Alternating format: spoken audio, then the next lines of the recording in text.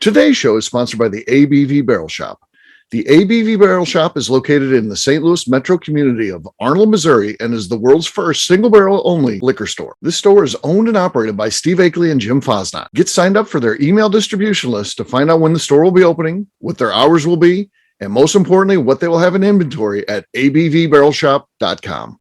We are also sponsored by The Bar to Go. The Bar to Go offers a fully customizable carrying case that allows you to take your favorite distilled spirits or cocktail ingredients with you. Whether you're looking for yourself, a customized gift, or logo items for your business or event, The Bar to Go can help. Check them out at thebartogo.com. Use the number 2 when you type out The Bar to Go. Did you know Neely Family Distillery now ships its popular distilled spirits directly to you? To order, simply call 859-394-3258. Tell them the ABV Network sent you. And now, on to the show. Let's drink!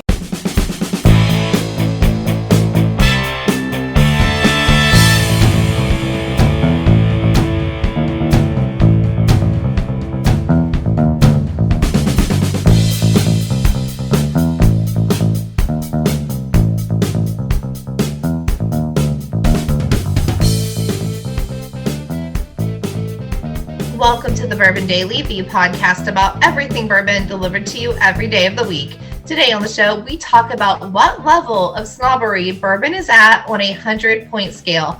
My name is McNew. Please join me in welcoming my co-host, Steve Akeley, along with our special guests, Tim Swyatt, Katie Joyce, and Lenny Eckstein. Hey, gang, what's up? Hey, guys. Hi there. Hello. So yeah, we're going to have some fun today. We're going to be talking about what level of snobbery is that bourbon at, and is it a number that worries us when we come up with this number? So we'll see. It's going to be on a 100-point scale. So we'll talk about that after the break. For right now, I've got the topic of the day. Are you one of those people that freaks out about wasps? Today, when I got the mail, I opened up the mailbox and out flies a wasp, and he's kind of buzzing around me and stuff like that. And I don't really react in any way because, well, and we'll throw out if you're allergic to them, that's a different thing. Where if you get stung, you might die. Yeah, you should be afraid. But people freak out who are just worried about getting stung. I've never been stung by any sort of thing. Never. No. I mean, by bees, honeybees. When I've stepped on them when I was a kid, going barefoot and stuff like that. I've never been stung by a wasp. And I've even had to take out their a big hive that they were creating underneath the deck before, and they come flying at you, but they didn't get me. I don't know what. Yeah. It's a natural bug repellent of all the whiskey that you're drinking. I think Steve. so. That's I think what it is. so. Am I crazy for not being feared of these animals? Do these things bother you? Like if you're at the ball game and you see one buzzing around, is it going to come and sting you? You think? I've never had anything like that happen to me. I'd say it's mind over matter. You have to remember not to freak out. Now, I have been stung, but when I was stung, I was not even aware of the wasp being there. So we had a wasp nest underneath our diving board of our pool growing up. And so I was on the diving board getting ready to jump off, and one landed on my toe and stung me. And I've been stung on a bee on my back once, but so neither time did I ever see it. So that's what I try to use in my mind. I'm like, the few times I've been stung. How did you know it was a wasp versus a bee if you didn't see it? So that's a good point. We knew there was a wasp nest below this diving board, so that we knew like they're right there. And a bee would leave the stinger with you if it's like a honeybee. The bee, the wasp can hit you many times. The stinger was in my back. On that, so they left their proof behind of their evidence. Horrible criminals. They really should reconsider. The forensics is what got them. So I do mind over matter. Of like the few times I've been hurt, like I didn't even see them. So like if I just stand here calmly and watch them, we should be good. So the 5 of us are out at lunch, Katie, and we're sitting there out on the patio. We're having drinks outside and stuff like that. And all of a sudden here comes the swamp, just kind of buzzing around near us. Are you freaking out? Because I'm not like, oh, he'll get out of the way. This thing's not going to bother us. Or you're just wigging out. You're just losing your mind. No, I mean, I'll watch it passively, but like if there's a really I bet you Heidi Fosnat freaks I'll out. Ignore it. I bet you Heidi Fosnat. She freaks out about everything. I've never seen a person more scared of living than Heidi Fosnat. Though she's not as scared of things like driving and stuff like that. Things that actually can kill you. No, but things like there may be bears in my backyard. That scares her. You COVID. strategically chose this topic when Heidi was not on the podcast. Yeah, I feel the need to stand up for her now.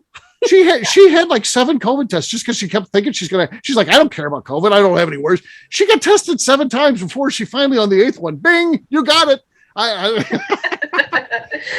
2 years. Even out sometime. Over 2 years to get tested. That's not fair. I'm Team Heidi. I have to get. I'm Team Heidi too. We love Heidi. We love Heidi. I'm Team Heidi, but that doesn't mean I don't see the quirks. I'm not such Team Heidi that I'm like I don't see the weirdness. It's there. It's endearing. It's endearing. But all at lunch at a patio and there's a wasp. Yes. If you just sit there and you're cool and like they're not going to bother you. No.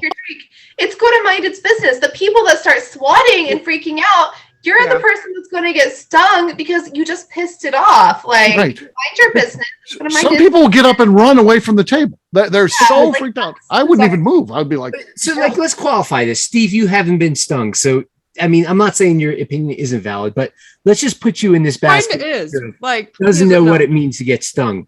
McNew, how about you? Have you been stung lately? I've been stung by not by a wasp, but I did step on 3 different bumblebees last summer, and it did suck. Now, so you just said bumblebee, so you go in that basket with Steve. Okay. I got stung. I was riding my motorcycle, and a wasp flew into not the my wasp's helmet. fault. Not the wasp's fault. I'm not saying it's the wasp's fault, but it flew into my helmet and stung me in my temple. Oh, oh God! It hurts a lot. It's not a little, a lot, and for a long time. It's not like a mosquito bite where you swat and you're like, ow. No. Not the same. It's a lot. So if I'm at that sit down with you guys at a restaurant, I'm not going to freak out. But if you see me get up and walk towards the bathroom, I probably don't have to go to the bathroom. You're freaking out. Yeah. Yeah, I'm not trying to get stung. To me, that's as different as seeing a bear at Yellowstone Park, sitting there, eating. Are you freaked out about it versus a bear and a cub? And you realize you're between that mama bear and that cub. That's time to be scared. I thought you said a bear in a pub at first. I was like, if you see a bear in a pub or a bear in a cub. And the service is bad and the bear is sitting there with an empty glass, you got problems. Oh, no. That's the bear you'd be afraid of. Yeah. Tim? Tim? We're talking about wasps. Wasps are aggressive. Bees are not. So a bee at lunch, no problem. A wasp, I don't trust that wasp. You don't know what it's going to do. No. Like land on your temple. No, Yellow Jackets, I will run like hell. Like, no, like if anyone's like Yellow Jacket, I'm out of there. That's what I'm saying. Nothing to be afraid of. They're not going to bother. Here's my only thing with wasps, Steve, because I have a very different opinion of you for the outside of my house. You don't give a shit what the outside of your house looks like. We've talked about this. Jeez. I do. I'm like, this motherfucker is going to build a nest, make my house look like shit. It doesn't get to live here rent free. I want that gone. I'm mad because it's making my house look bad. You wouldn't care about that. So when you're out there spraying them or chasing them, sure, they might sting you, but they deserve to do that. If you're trying to kill them for no reason, they have the right, in my mind, to fight back. House, they made it look bad. I'm mad about that. If a wasp is flying down the highway, going the other way as Lenny, and happens to go into his helmet, he doesn't. I'd sting him too. That to me is not a good example of how mean wasps are. The wasp was like, "What the fuck's happening? Fuck this guy!" For like 4 hours. Yeah. Lenny's just minding his business, trying to drive. If we're just sitting at lunch, and I don't think anything's going to attack us. I just don't. I'll tell you the mean ones that I got stung by a lot as a kid. Those little bitty ones that would get stuck in your pool, and you don't even see them. You're just like walking in the pool, and all of a sudden they bump into you, and then they sting you. I got stung by a lot of those as a kid. Steve, what are you talking about? That's not. I don't know. Yeah, there's a lot to get in the water. If you got a pool, there's a lot. There's little bees. You're talking about gnats? They're not. Gnats don't sting. What the hell are you talking about? No. Okay. I grew up with a pool, and I don't have the slightest idea what you're talking about. Yeah, you did. Yeah, you did. Yeah, you just said you got stung by things you didn't see. Maybe it was one of those small bees that was in the pool. Are you talking about sweat? It's those little ones. It's just like little dogs. The little bees are the angry ones. Are you talking about jellyfish?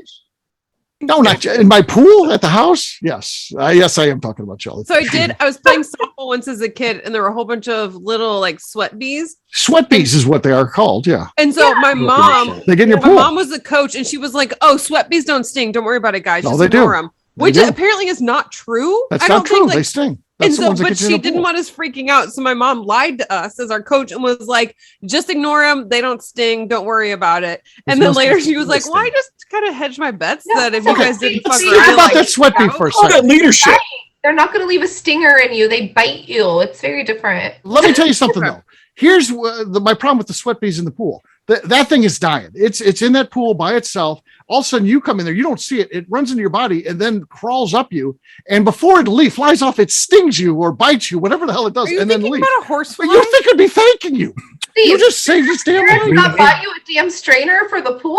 Like, why are your skimmers not working, Steve? Like, I mean, we had above ground pool, Katie. Katie, my dad was but a humble policeman. We only had an above ground pool. We didn't have the in-ground system. Katie, you know who the skimmer was? Steve. Yeah, exactly. I was the skimmer. Yeah.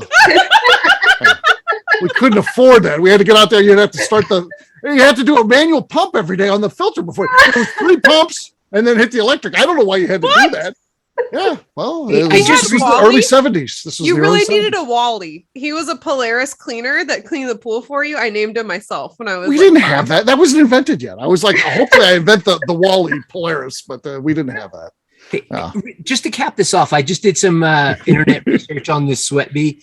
So according to this, on the Schmidt Sting Pain Index, the Swyat bee stings are rated a 1.0. Where 1 is the least pain of all. I was 10 years old at the time, Lenny, or 7. You know, it was very painful. I've been sitting here quiet this whole entire time because I've been stung by ground wasps, mud wasps, yellow jackets, crazy crap going around the house. And it's either walking by gardening and they sneak up my shorts. I've gotten the back of the knee, back of the leg.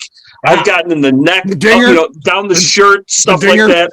Admit the dinger. Yeah, that's good. That's bad. It's ticks on a dinger. They didn't get that right. I don't know what that says about my dinger, the size of the dinger, but they got to get very high to get up to the dinger with Tim. That's a long journey to get up to the dinger. Lenny, you are right. Those sons of guns burn. They hurt and it burns. It's not so. I feel like I don't have any immunity to them anymore. They still hurt. I see those wasps come around. I Mr. Miyagi those things right out of the air and knock them down and step on them. I'm done. You got it. Yeah, you guys are terrible. They don't bother me anymore. But they hurt. They when they get you, they hurt. You know it. It's a probably good 3-4 hours tops. Yeah, man. You're sitting there for a while. It's uncomfortable. Someday, Steve, you will get stung by a wasp, and you will come back and say, "Oh no, Lenny, here's Steve." Yeah. As my dad used to say, to know pain is good. Now, other than when he had pain, then it wasn't. But when I was hurt as a kid, he would always say, it's character. To know pain is good.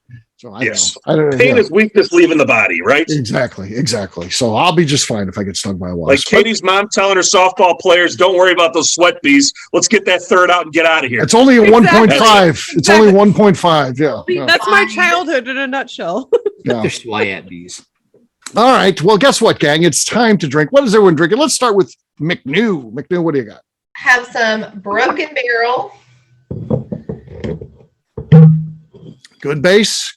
Not bad. I've got the Iron Root Harbinger special one, the Solstice edition, signed by Robert and Jonathan Lickrish. How about that? Very exciting. Thanks to my buddy Danny. Got that for me. Here we go. Cork pop. Ooh, I think that's enough. I think I got the lead. Yep. I think I grabbed the lead there. Tim, you're next. All right. I'm enjoying some Kings County Distillery peated bourbon whiskey. Thank you, Colin. Oh, gosh. Tell me you heard at least the squeak. No, I heard the glass clinking. It sounded like you were in the Matrix. And a little bit like liquid movement. Yeah. It was cute. All right. Now I know you guys are trolling me. All right. Katie, you're next. You look like you're ready to go. I am. So I have Middle West Spirits cask strength. It's a single barrel select. That's all I know. Okay. Oh, that was good. That's our lead. Katie's got the lead. All right, Lenny, you're last but not least. What do you got? I've got a Deer Hammer Hickory Smoked Corn Whiskey, Benny Clark edition. Benny Clark, okay. Wait, before you do it, switch your sound to low. I already did. Yeah, okay, I'm a solid competitor. Yeah. Okay, continue. That was good. That was good. I think Katie won though. I think good though. Yeah, I think it was better than usual, but Katie got him. So there you go. Cheers, I'll keep working. Cheers. Cheers. He accepted it for once. All right.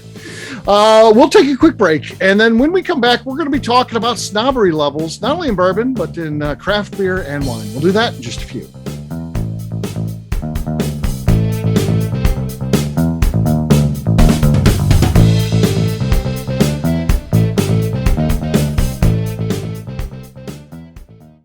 let's talk about the people who make these shows happen. First up is the ABV Barrel Shop. The ABV Barrel Shop is owned and operated by Steve Akeley and Jim Fosnot in the greater St. Louis area. It is the most unique shopping experience in the world of bourbon, as the ABV Barrel Shop only focuses on single barrels. We aren't open just yet, but our plan is to have the most diverse single barrel offerings from our many friends in the world of bourbon. By signing up for a weekly email, you will know our entire inventory we have on hand. In addition to single barrels, we'll have a tasting bar and a gift shop featuring logo merchandise for both the shop and the ABV network, as well as a full curriculum of bourbon education classes. Additionally, we'll use the gift shop to feature products from our partners in the world of bourbon, companies like Art Eatable Chocolates and Old Man Bay Signs. Head over to ABV Barrel Shop to sign up for our email and text distribution list so you can stay in the know. Hi, this is Steve Akeley, owner of the ABV Network. We're sponsored by the Stave and Thief Society. This is where you, a bourbon enthusiast, can expand your knowledge and emerge a bourbon steward. In 2017, I completed my Executive Bourbon Steward certification. It's the most comprehensive bourbon certification program available and connects you with an expansive network of bourbon enthusiasts and professionals. Check out the full listing of in-person and online certifications and join the society today by enrolling at staveandthief.com. Okay, let's talk about Neely Family Distillery. In 2018, I met Royce Neely at an industry event. He started appearing on our shows, and we became friends during my frequent visits to Kentucky. Today, he's leading the way for young distillers making their mark on the bourbon industry. A visit to Neely Family Distillery combines family history, a look at what makes their products unique, and of course, a tasting through their whiskeys, moonshines, and creams. Check them out at NeelyFamilyDistillery.com and visit them in Sparta, Kentucky.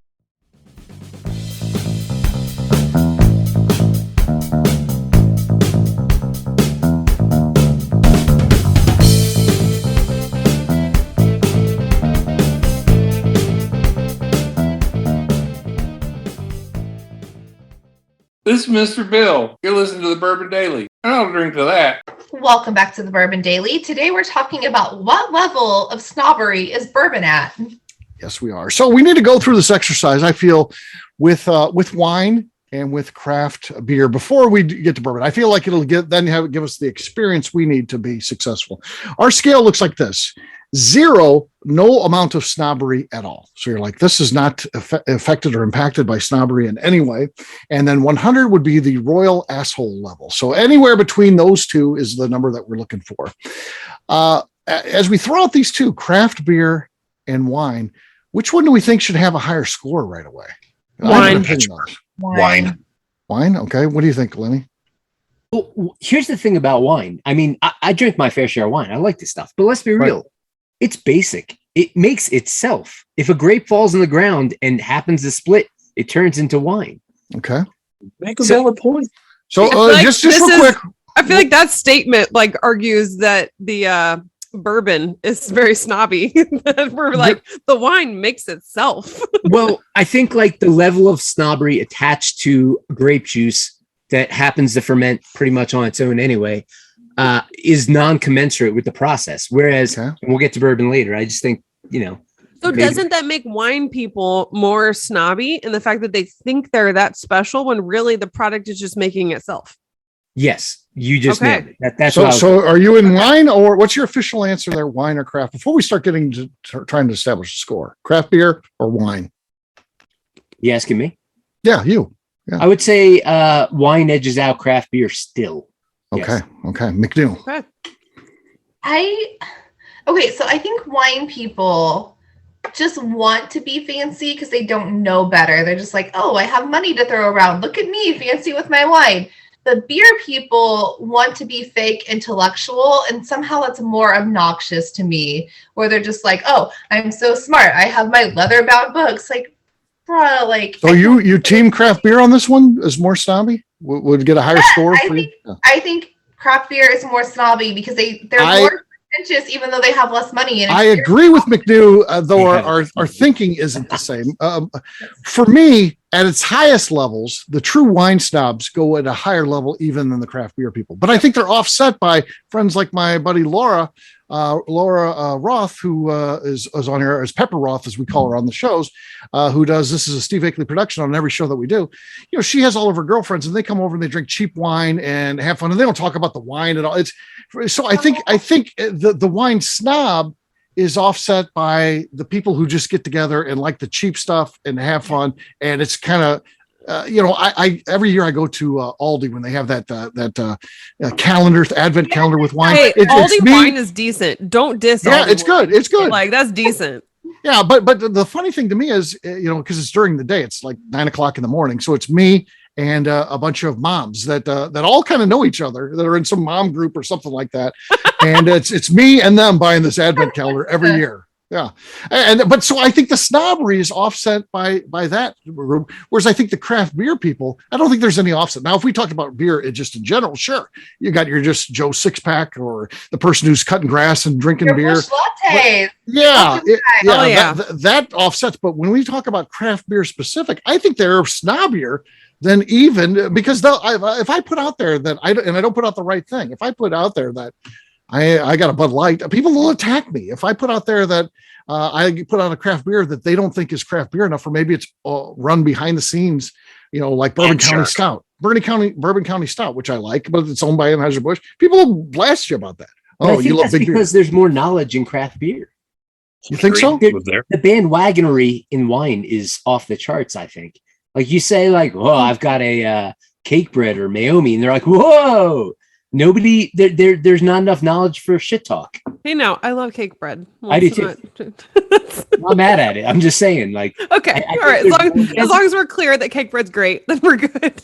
Nothing is more entertaining than at a dinner with a group of people and they hand the wine list and the people all say, "Well, you pick the wine." That person's face is like, "Oh shit." Now I'm really screwed because now I got to worry about all these people. I have no idea what they like. And like, just pick a white or a red. And it's it. And to that point, when that wine is cracked, they sniff it. No one cracks a beer and sniffs it. Yeah. That would be hilarious, though. I mean, they might sniff it, but it would be hilarious. Yeah. But is there any such thing in wine as a drain pour? There certainly is that in craft beer. I mean, we see it now in bourbon too. But it's a copy off of beer. That's where it started, craft beer. Well, I mean, if something's like has a bad cork to it, then you can unwind. But cork tate's a different story. That's across the board with everything, though. I wouldn't say that. I just say, so Boone's Farm. Do you call Boone's Farm wine? Yeah. Would that be a drain pour? You do. I'm not going to go $5 Chuck because $5 Chuck is actually good. They make a great product. So okay, is some of the comparison of like the wide range of wine and the smaller range of craft beer kind of how like St. Louis gets the title of the country's dangerous, that's a new word, most dangerous city. I'm creating new words here. So most dangerous city because St. Louis City is small like how we 287,000 people. Yeah. Right, but some of the other like 3 million in the greater area, but the crime stats are coming from that 287,000. Exactly. They draw their city in quote lines bigger than ours, whereas ours is St. Louis County then. So are we then trying to compare? And I feel like as a St. Louisan, I'm an hour away, but like I feel like I should stand up then and be like, well, that's not fair because craft beer is being judged by a much smaller group, and you should either judge beer or wine, not craft beer and wine. No, I don't know, because they separate themselves, whereas wine drinkers, my friend Laura will drink the good stuff when the company's buying or stuff like that. Whereas the craft beer drinkers aren't going to be like, okay, I'm just hanging out. I'm drinking Bud Light today. No, they'll be like, you can't, that's poison. You can't drink that. And then they want to tell you like beer is superior. Like they always want to be like superior, and they bother me very much. I don't like the craft beer drinkers. Yeah. What would be the demographic of drinkers? I would think craft beer is probably more predominantly male. Yes. Wine, there's probably a 50-50 split. It's probably close to 50-50 split between male, female. I would say, yeah. I would think if you're dealing with that, you're also dealing with another subculture population too, as well, that is just trying to find some type of reason why their IPA is the best, and I can't stand their freaking. You can keep all your IPAs. Oh my god. Okay. I so much agree with what you just said. Like I am going to say, though, there's probably some craft beer drinkers that are cool. Like, we have Della. We love Della, but she's a female craft beer drinker. She's not falling at all into the demographic that I don't like.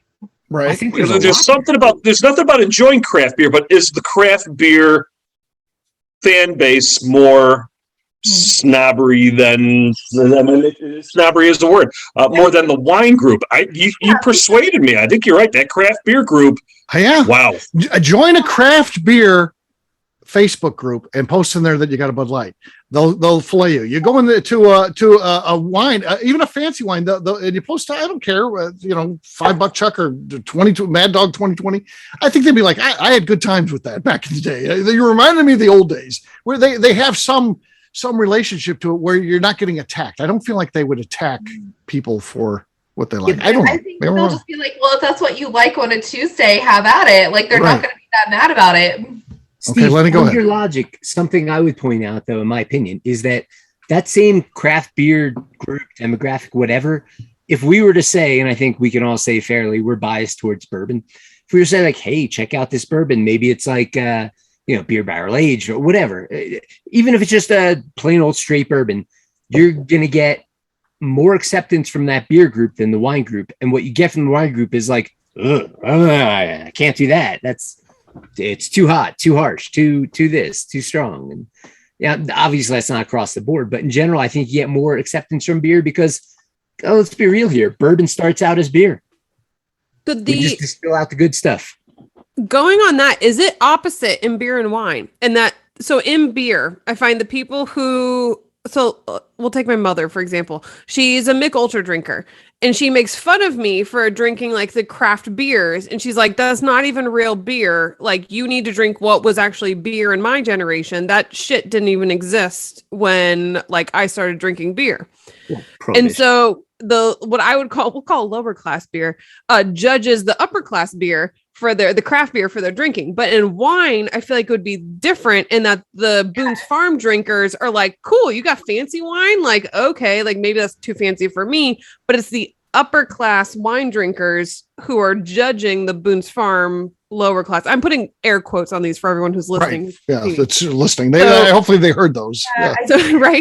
So with beer and wine, I feel like it's opposites of that. Beer is a little bit tied into like the original, like, oh, I drink Schlitz, and so anyone outside of this is wrong. But in wine, it's I don't know. What do you think? Here may be a deciding factor. Let me leave this one, and maybe we probably move on because I think we could go for hours on this one. I know. Right. Like we haven't even gotten to bourbon yet. This could be the show. Right. Beer and wine. What type of container will you find a beer in? You'll find a beer in aluminum or glass. Anything else? In wine, you'll find it in aluminum, glass, or a box. Okay, don't diss box wine though. I'm not dissing box wine. I'm saying what's more snobbery. Yeah, that's true. The beer is. You're never. Oh, I can get box. Nobody would get a box beer. That's not going to be good. But I feel like do a box in beer. Wine, they have marketed wine. What's the one brand? But there's a box wine where they're like, "Oh, we're still good wine, even though we're in a box." But I feel like in beer, there's more judgment there. Yeah. So, and also like wine has like the wine mommy culture. Like I think it's like a millennial thing where it's like people my age that have children, they're like, oh, I'm a wine mom. I can't wait till my kids go to bed so I can drink wine. Beer drinkers, like they legit just like want to be into beer, want to know about beer. And I think that's kind of where we get into bourbon though, because like as bourbon drinkers, like we want to know about it. Wine mommies don't care. Wine mommies just want their kids to go to bed and drink their wine. Yeah, I agree. So now it comes down, we've had the discussion that I think will allow us to assess a score to this, and we'll just do an average, and then we'll have some debate on what we think bourbon should be at. Now we'll have exactly what we think craft beer and wine should be. So I'm going to start with you, McNew. What do you think craft beer drinkers should be given, again, for their level of snobbery? 0 being they're not snobs at all, to 100 being they're a-holes. What do you think craft beer drinkers should get? Just in general, this is not every single one. So there could be the nicest people in the world that's a craft beer drinker, but you're not saying that. You're saying in general, what do you think the level of snobbiness is? 89%. 89. Okay. What about for wine? 42. 42. Okay. All right. Interesting. All right. Tim, same questions. What do you level of snobbiness you're going to assign to craft beer and then wine? Craft beer, I'm going to go with 77. Okay. And wine, I'm going to go with 72. 72. Okay. All right. Next up is Katie. Ugh. Okay. my answer requires an asterisk next to it.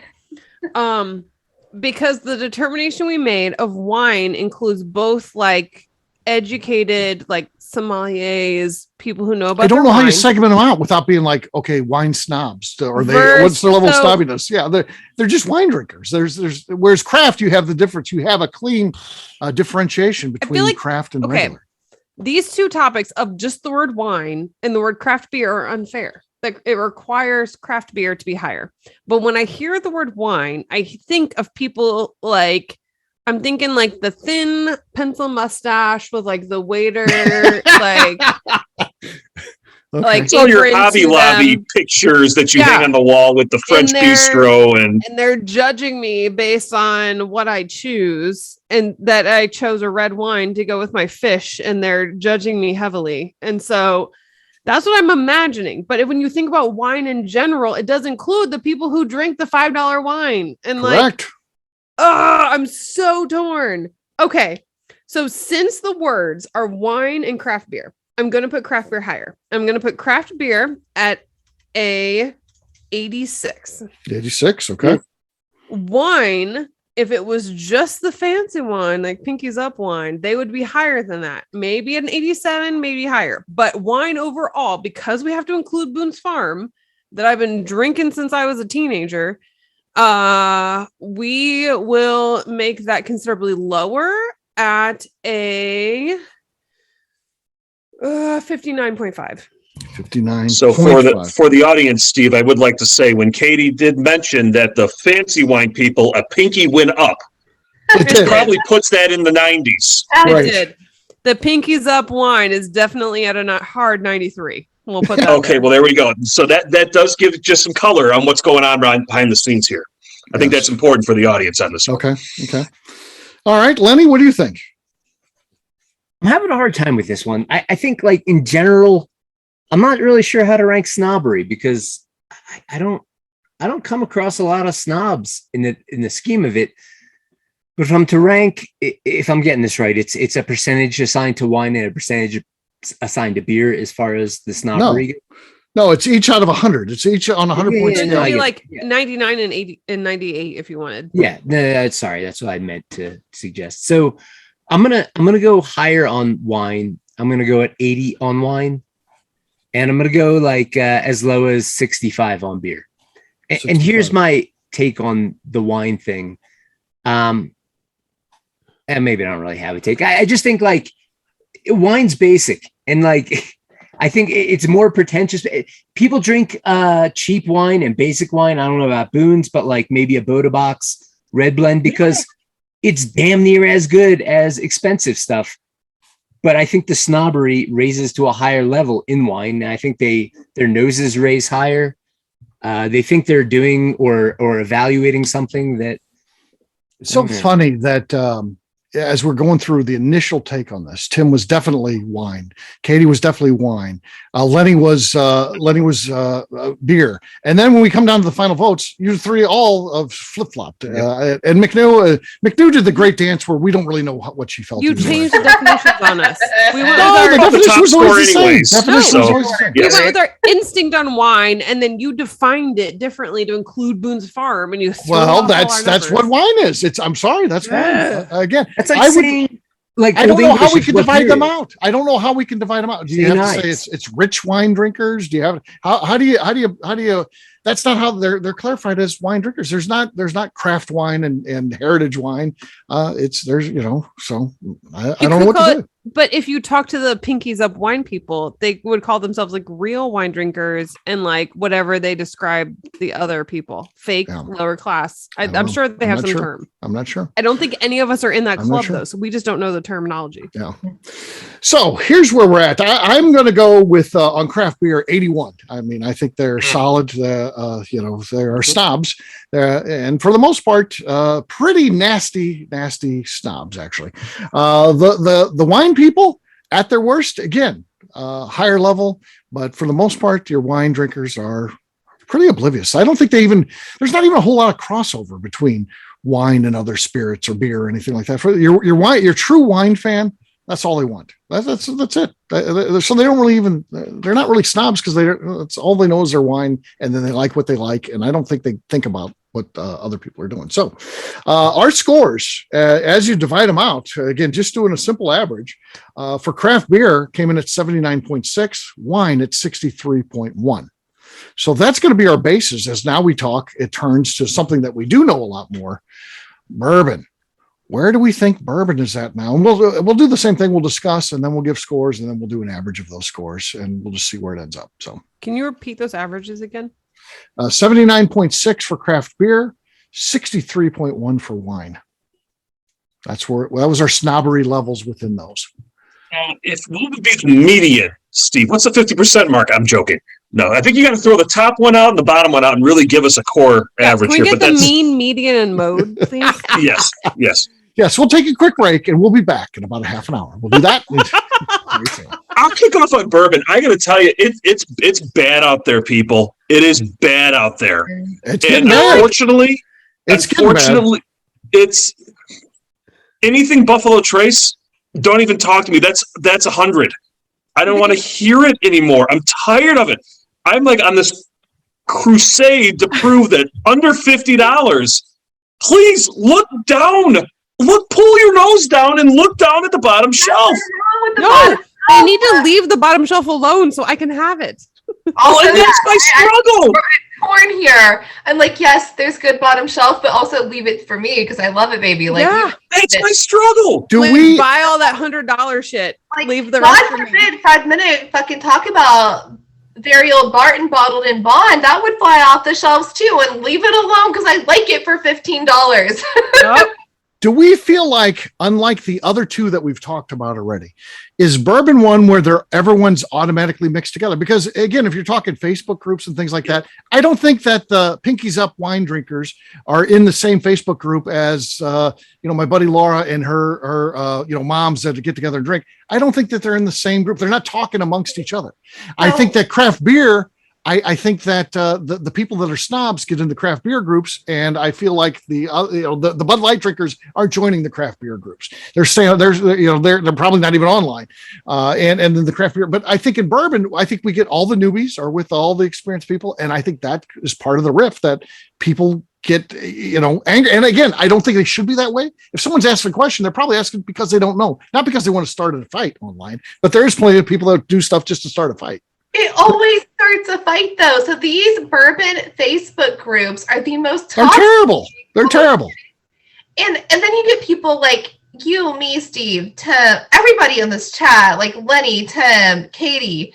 We're all fairly educated people in the world of bourbon. Like, we have taken classes. We've wanted to know more.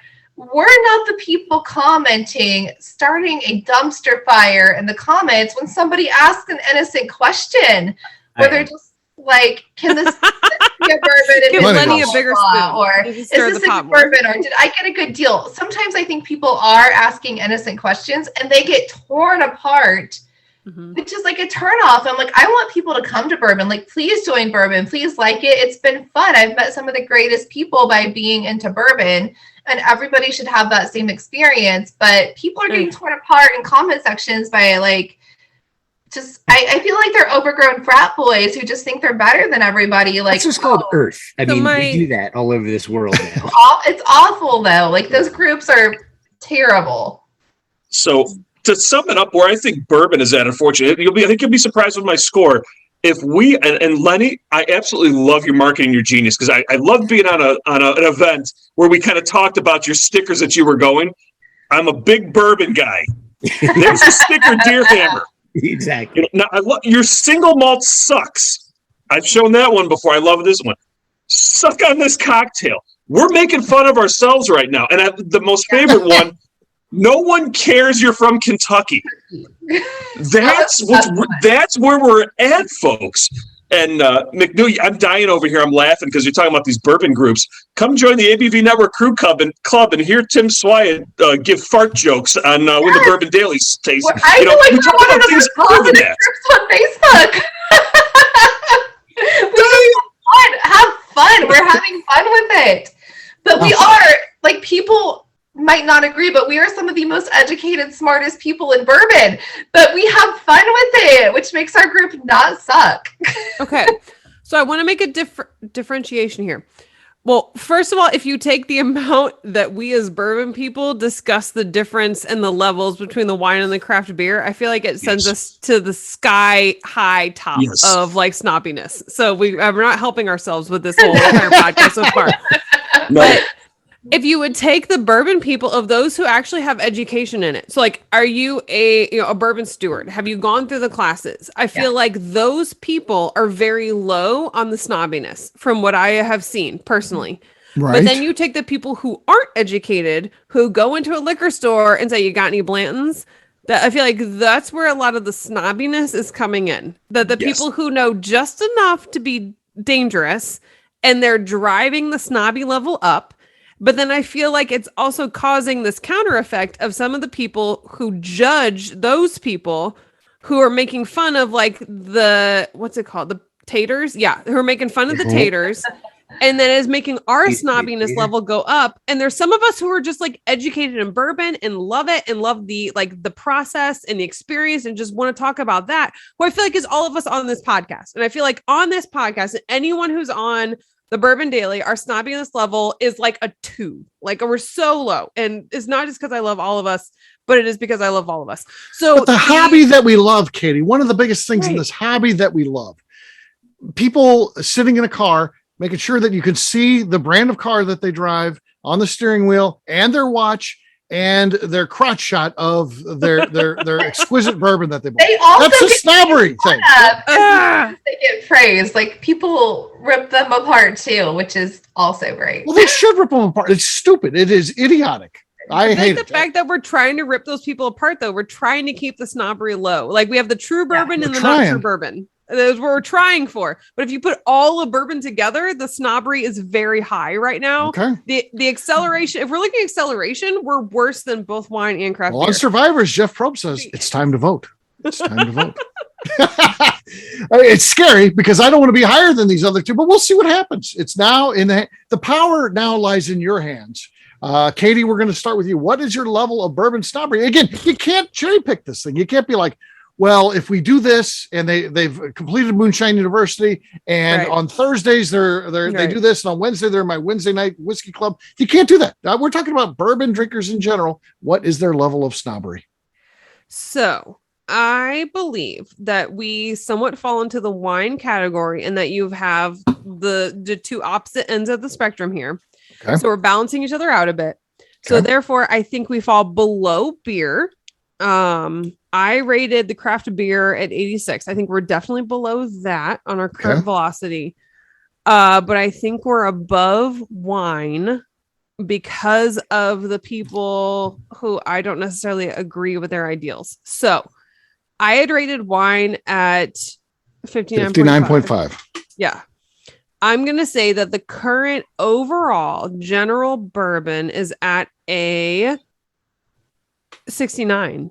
69. Okay. And I definitely chose that number for purposes and not because my mind went blank when I thought about a number between 59 and 86. All right, Lenny. Lenny is furious about this topic. What are your thoughts about this? All right. So I'm going to just lay down a score and then qualify it. Okay. I don't know if you guys are going to like this. I'm going on the bourbon. I'm going low. Like I'm going to say 40% snobbery. It's your opinion. It's not wrong. Okay. Yeah, maybe it is wrong, but here's my justification. I spoke to earlier how basic I find wine to be. And as much as I enjoy drinking it, it's my go-to to enjoy with a meal. I think because of its basic nature, it's so easy to understand that the snobbery is out of control. Now with beer, more complication. You have to take that barley and convert starch to sugar and, control the fermentation temp, which you have to do in wine as well. But I do think there's more of a complicated process in beer. Now I'll get to where I'm going with that. You get to bourbon and it's even more complicated. So much so that those who are trying to be, or whether intentional or not, as snobby as possible to the highest level, that snobbery is tempered by the fact that they don't understand the magic that makes bourbon. They might think they do, but they're not so bold as to be like, I got it. I know what's going on here. Let me tell you about the terroir of this specific. Right. They're not going to do that, because the embarrassment to be suffered by someone who steps in is like, hey, just so you know, you're completely wrong. That's not how it works. They're not willing to go out on that line. So long way of saying, I think I don't feel that snobbery is that high in bourbon. It might seem that way, but man, I think it's taken down to the bottom real fast by any of us. Okay. McNew. I am going to go a solid 50-50. I think there are people here who are doing great things. We're not snobby. I'm like, I will drink a $13 bottom shelfer all day, any day. I'm happy about that. But then there are people who are like, oh, I got to get in this lottery, and you want to buy my friends $100 plus bottle. I get wanting to get a great gift. That's fine. But there's good things under $100. And I think there's people that don't realize that. So I'm going 50% snobbery. Okay. Tim. So I'm kind of debating on the certification classes that we have. So on wine, it's been out there for a while. Craft beer's been out there for a while for certifications, all online. I look at what Moonshine University is doing, a sponsor of this show, Yes. and they just put their executive course, their most top course, online for the first time. They're trying to get the education out there for everybody.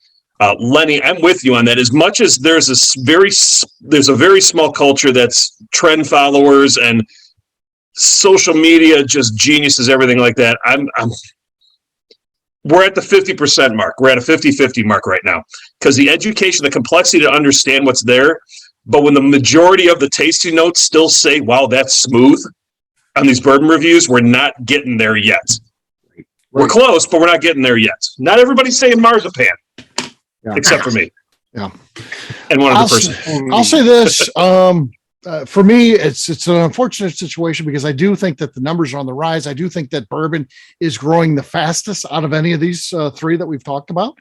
I do think that at this point, it is still the lowest. It's going to get my lowest vote of the night, but I am addressing the problem because I think it's more than 50%. I feel like we are at a 57% level of snobbery. I think that's a problem. I think we need to work on it. I don't know how we get this out there, but we are at a 57% level of snobbery, meaning overall our average score is 53.2. Does mean that bourbon still is the lowest amongst the group, but we're going to have to watch this. We may have to do the show from time to time. Yeah, well, I think we may have to check in. We're at that point. So is saying that we're better than both beer and wine make us more snobby, though? I can point that out. Maybe. But we're definitely better than Scotch. Facts are facts. Yeah, exactly. So there you go. Let us know what you think. I mean, that's what we've got. So very cool stuff. So we did it. It was interesting, and I want to congratulate everyone on a good show. You guys did a great job. We talked things through. People were allowed to share their opinion. No one attacked anyone. There was no snobbery on the show. On the show, I give everyone a 0, which again, on our scale here, that's perfect. There's no snobbery on the show. So it was good. All right, we'll wrap this one up as we always do by talking about where people can find us. Tim, we'll start with you. Where can people find you? You can find me being a big bourbon guy over at the tasting events page on abvnetwork.com and on Instagram at swyguy2112. All right, Katie. You can find me being perfect in a 0 snobbiness level and everything I do over on Instagram at Katie Proof. All right, Lenny. You can find me and the rest of Deerhammer on social media at Deerhammer. On the webs at deerhammer.com. You can also order our bottle shipped to your door. And you can come visit us in beautiful Buena Vista, Colorado at Deerhammer Distillery, where we have no tolerance for snobbery. Well.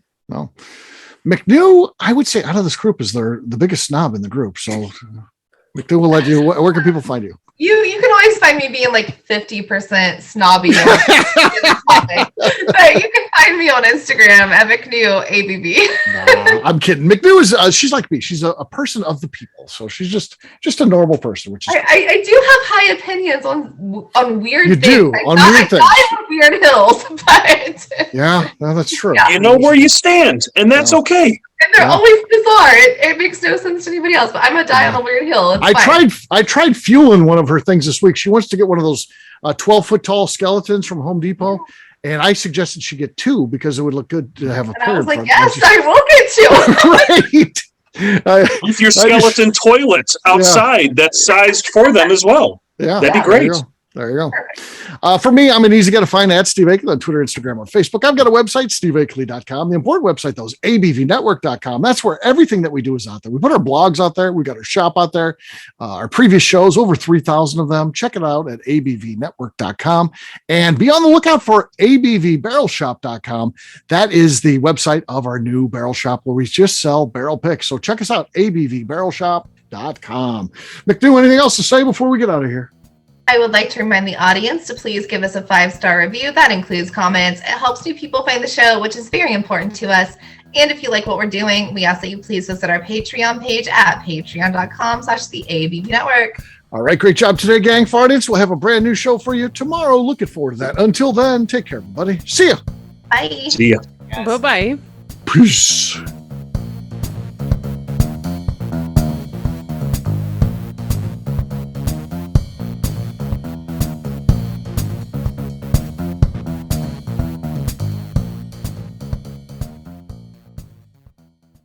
Before we finish the show, let's talk about some great companies that support the ABV network. First up is Moonshine Still Pro. Moonshine Still Pro has a full line of products to help the home distiller.